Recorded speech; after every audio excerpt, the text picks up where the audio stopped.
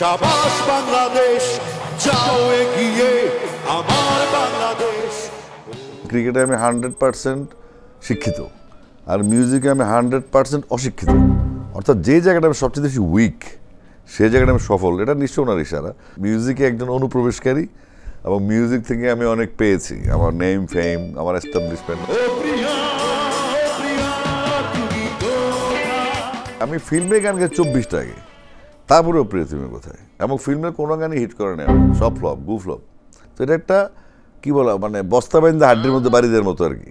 আমার ম্যাক্সিমাম হলো ফাওয়ার উপর চলে আর কি। আমাকে মানুষ গিফট করে, তো যতক্ষণ সে বুঝে না ততক্ষণ সে আমাকে গালি দেয়। তা আলটিমেটলি গালি দিতে ওরই গুণ হয়। তো গালি তো আমিও দিই, গালি কিন্তু আমার চাইতে খুব একটা এক্সপার্ট লোক খুব বাংলাদেশে আছে বলে মনে হয় না। কল্যাণী সেনগুপ্তা আমাদের টিচার, ওনার মানে উনি লিটারালি মারতেন। এই যে উনি আমার নজরুল গীতি, রবীন্দ্রসঙ্গীত, লালন, হাসান ভাই, সবচেয়ে ইন্টারেস্টিং মিলাদ পড়ানো শিখেছেন তিনি আমাকে। আমি মিলাদ পড়াতাম আর কি। Friday night with Zayed Khan.